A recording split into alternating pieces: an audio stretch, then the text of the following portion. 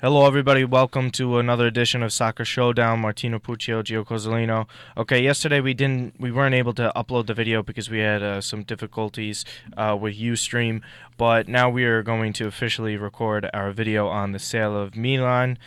Last week, literally a week ago, there was a reports that Milan was going to be sold to the Chinese Han Li and Young Hong Li to investors from China. They had problems. There was a deal made in August with Berlusconi that they would pay in installments to buy the club. Originally, they were called Sino Europe Sports. That eventually dissolved because it's very difficult to get money out of China. If you ever research anything about it, my friend's an economics major. I asked him about it. He says it's very difficult to move money around in China. That's why. I forget the club that owns Inter right now. It's slipping my mind. Suning. They're very well respected. They're like one of the few groups, anyways, in China that are able to invest. So they went to a hedge fund in Luxembourg that is pretty much a U.S. hedge fund. They got the money, paid off the rest, all of Milan's debts. Basically, the rest of the value of Milan that was owned, it came to just under $1 billion, or right around in that area, at least like 900 million. So Milan's officially sold. Berlusconi, 31 years. Weird, very weird at this point for sure. Especially for me as a Milan fan. I don't know. What about you? What's the perspective for someone on the outside looking in, just another fan in Serie A? I don't find it too weird. If you had to ask, like, if I find Really? it weird or not. I found Well, it. that they don't own it anymore. Yeah, it feels weird that Berlusconi is not the man behind the club anymore. It definitely does. I mean, if you sometimes people think of Milan and you think of him too. You know what I mean? Like he's become synonymous with the club in a sense. Obviously, 31 years, and he's been so. How can I say? He's obviously been a political figure as well, so he gets a lot of attention.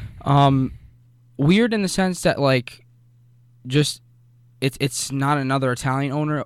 It just feels weird like that because like Serie A is not until Inter was bought by foreign investors, and it wasn't like too much of a foreign owned clubs. You know what I mean? Yeah. So with Milan being owned by Chinese, I think it's good for the league. It is. It is. Come on, we got to be realistic here. What Italians even have the money in the first place to even do it? Technically, Berlusconi has got to be a top three, one of the richest men in Italy, and yet he couldn't find the money to invest in Milan for whatever reason. Anyways, obviously, both Milan teams, Inter and Milan, are now owned by the Chinese. Now they're already being linked. We'll just jump right in. Some of the stuffs they've been discussing. Suso is the main one that's been talked about the past 2 days. I don't know if you've seen anything about it. There's a little bit of a halt in the contract extensions because there was an agreement made back with Galliani in February, but the Chinese had to give their okay. Marco Fassone and Mirabelli are the two directors that are on the board for Milan now because the Chinese want to keep a balance of Italian directors and Chinese. I think it's a good plan because, like you were saying, it's weird without Chinese owners or Chinese. Without Italian owners. You don't want to get completely rid of the whole thing because then you don't know how the club's going to get run anyway. Because we know how prideful Italians are with their stuff. So obviously they talked to Montella last night about contract extensions, players that he might want in the market. It looks like he'll be getting an extension and saying, and I think he deservedly. I think he earned it, especially after this season. It looks like they have a good chance of making Europe, especially if they make Europe. I think he totally deserves it. So Suso and Donnarumma are the two players, aside from De Sciglio, to get extensions. But then they've been linked to other players, obviously Aubameyang, Musacchio, Fabregas, Morata, who used to play for Juve last year, but he returned to Madrid, and who doesn't really play much there. Lacazette and Kolsenic. It's hard to buy. It's hard to get all these names. There's so many different countries in Europe. So to go off of that, them being linked to these names already, how many of them do you actually realistically see them signing? I mean, I don't know about these names specifically. Aubameyang has got to at least be like 60 or 70 million. But isn't he on record of saying like he wants to be there? For the background of it, I mean, we discussed it yesterday. The video didn't get uploaded, but Aubameyang came from the Milan youth Yeah, system. He's exactly. been on record saying with Galliani that Galliani said, "You're welcome to return to Milan." Obviously, this is without investments, I and knew he he was said he was from there. very open to returning. Obviously, there's a few players from Milan's youth system that have left and had some success. Darmian is another one. Right. There's other players too that are escaping my mind right now. Even Patania over at Atalanta as well. But yeah, I mean, I think maybe two of them. Obviously Musacchio is very realistic. And That's if the they're one saying, that's read everything yeah, about. You see it. If from all the sources we were talking about this actually yesterday too, before it got cut off. Romano is the one who talked about it, and he works with Di Marzio. And if it's Di Marzio or Sky saying it, then they're usually right. So that's a pretty decent signing right away, right off the bat. And I think you can get one or more of these two players, but even the list you mentioned, like, it doesn't mean that you have to get exactly those. No, but I think you don't. you'll get two good players. You know what I mean? Like two or three. A couple of them good just players. put you in pole position because you got to think about it. Is Lazio going to be as good as this next year? I don't think so. There's Atalanta. You They have might, to think no. You never know because they might lose Immobile anyway, Lazio, Yeah. and he's been Yep. scoring so many goals. And for you them. have to think Atalanta too. Like, you really think they're going to keep all those players? It's less likely. I mean, Inter's going to make some moves again. Hopefully, like, they figure it out for the league's sake. I don't think Roma's going to be as good because there's already the rumors that Manolas is sold to Inter. Yeah, I saw that. I don't know if that's official yet, but actually, wrote an article indications about are. that. Yeah, there's a lot of Premier League interest as well, but there's always Premier League interest. But yes, But Inter can Inter bid with any team of the They world. said at this Inter bought point. him for 40, so I don't know. I We'll saw see. that. 30 And we know Roma never keeps anybody except Totti or De Rossi. So pretty much, and I mean, Nainggolan if he stays. So yeah. So I wrote an article about Morata real quick actually Go yesterday, ahead. and Chelsea and Milan So are you're obviously targeting him.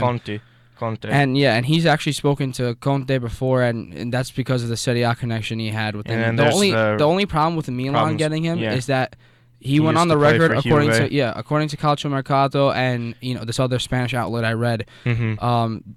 According to them, he said he'd rather play in the Premier League because he doesn't want to play for any Italian team aside from Juve. Yeah, I understand. Now that. I don't know. That's good for him that he's being loyal Good for and all, him, but like he wasn't there that long to be that loyal. I You understand. know what I mean? I understand.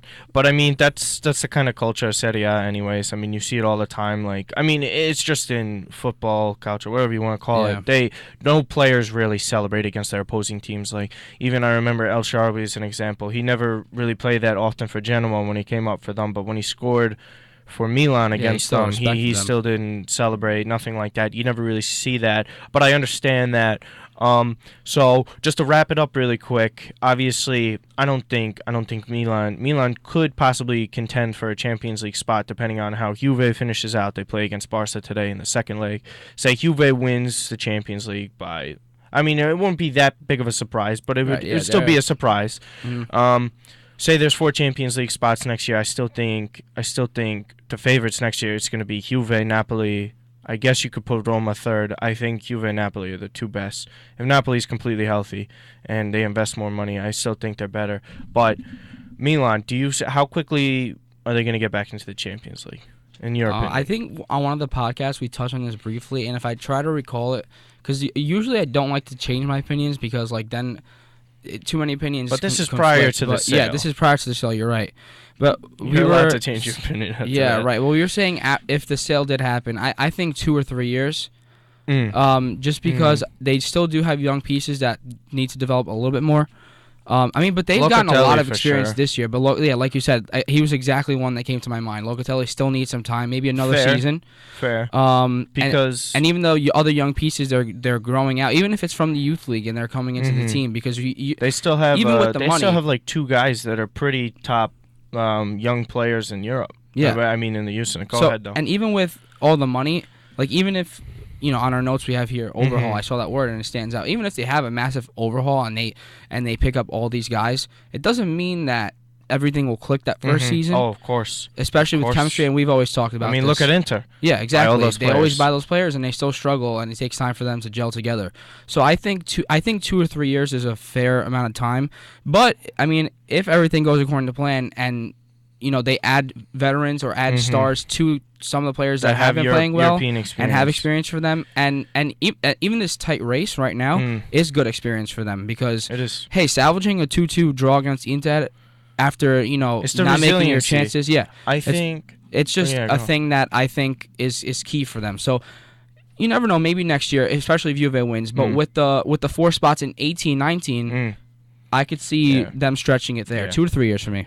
Couple things real quick before we wrap it up. I think the important thing is, like, Milan has a great young core, but they did knock off Juve twice. Yes. So the important thing is, with a young club or just any club in general, if you know you can beat somebody like that and you have the confidence that you can beat someone like that, then you think you can beat anybody. Because, I mean, Juve, they're going to probably win their 6th title in a row, right? Yeah. You beat Juve twice in a season, give them good games all around, maybe except for the Coppa Italia game.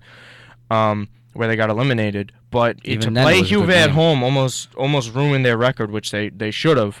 But besides the point, they get all those players back. Donnarumma's more experienced. But to the second point is, say they get into Europe, it might be a little bit more difficult for next year because they've only been playing once a week lately. Yeah. With that, you're going to have to be playing in Europe.